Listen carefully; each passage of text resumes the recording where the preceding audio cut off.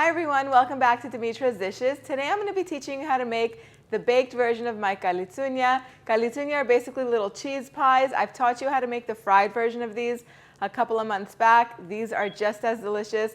It makes a really big batch and they're perfect for your holiday table. They're a great bite-sized little appetizer to put out. So delicious, so cheesy. The dough is going to be homemade and just very simple to make. Let's go over those ingredients so that way we can start. So you can make this by hand. This dough is really easy to make by hand just by kneading everything together in a big mixing bowl. But if you have a tabletop mixer, go ahead and take it out because it makes it so much easier. In my tabletop mixer that's fitted with a dough hook attachment, I have some olive oil. I'm going to use a little bit of fresh lemon juice, some water, some all-purpose flour, and a little bit of salt. I'm just going to mix the salt with the flour together just until it's all incorporated and combined. And then I'm just going to put everything in my mixer and let it knead until a dough is formed. If you're doing it by hand, it's going to take about 6 to 8 minutes of kneading, and you're going to stop kneading when a nice tacky ball of dough is formed.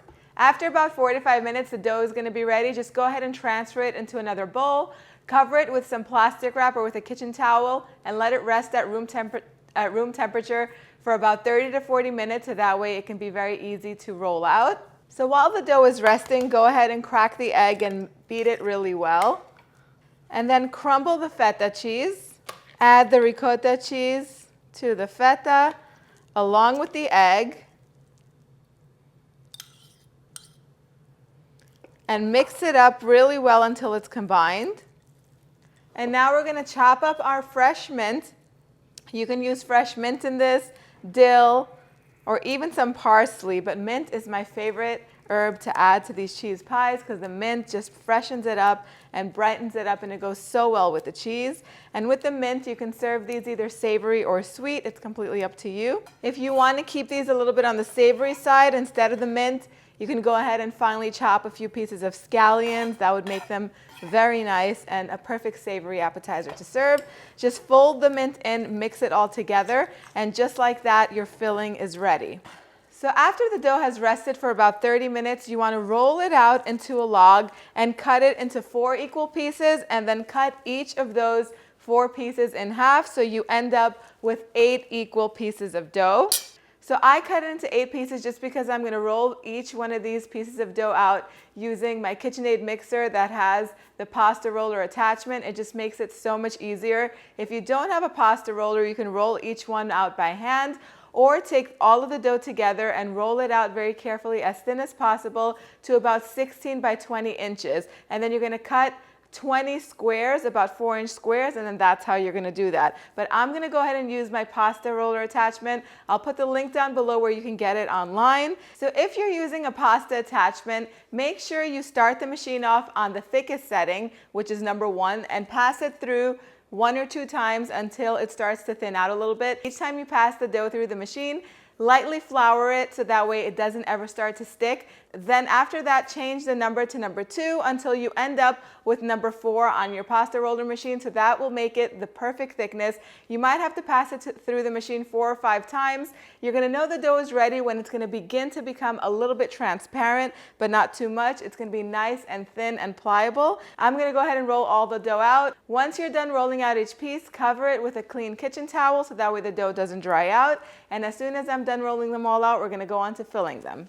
So now we're going to assemble our little mini cheese pies, and it couldn't be simpler to do. If you have a 4-inch square cookie cutter, go ahead and take it out and just cut out as many squares as you can per strip of dough. So what I'm going to do first is I'm going to make sure that my strip is 4 inches wide. So I'm going to take my ruler, and then with the little rolling pin or the pastry cutting wheel, I'm going to go ahead and cut off the excess dough all across.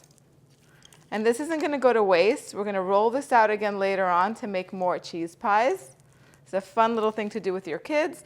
Go ahead and cut off these little extra pieces on the edges.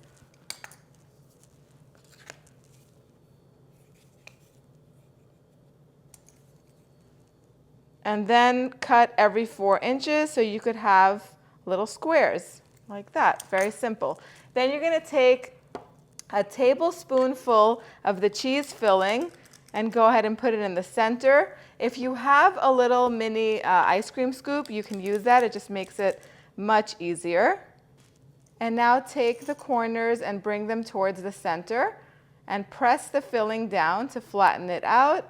So you could get a little, it's going to look like a little parcel, a little sweet parcel full of cheese.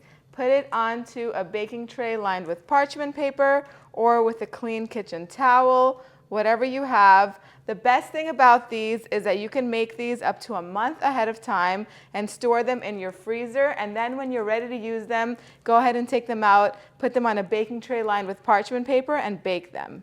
So I'm going to continue making these until all of my dough and filling is done. Then we're going to move on to the next step. Once you're done making all of your little cheese pies, all of the leftover dough that you have, you could either roll that all out and create little strips and fill those with the cheese if you have any leftover cheese filling, or you could wrap it up tightly in plastic and store it in your freezer for a later use. Now we're going to brush these with egg wash and then sprinkle them with some sesame seeds. I like to use black sesame seeds and white sesame seeds. They look so pretty. Traditionally, they're only made with the white sesame seeds, so it's up to you how you want to make them. The egg wash is just some beaten egg yolk with some water. I'm just going to brush the tops with the egg wash and then sprinkle the tops with the sesame seeds.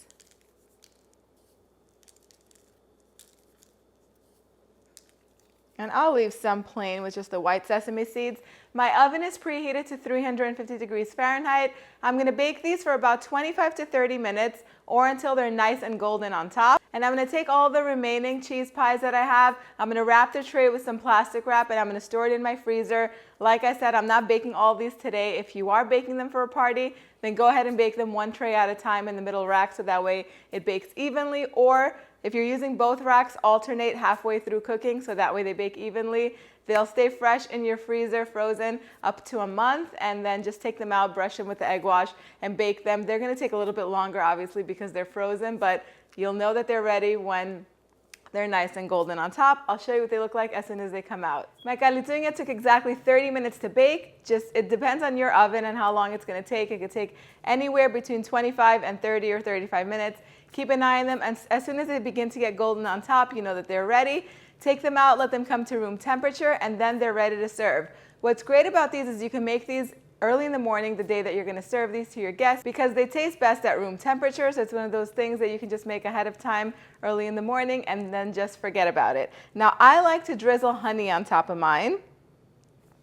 That's my favorite way to do it. I'm going to go in and take a bite.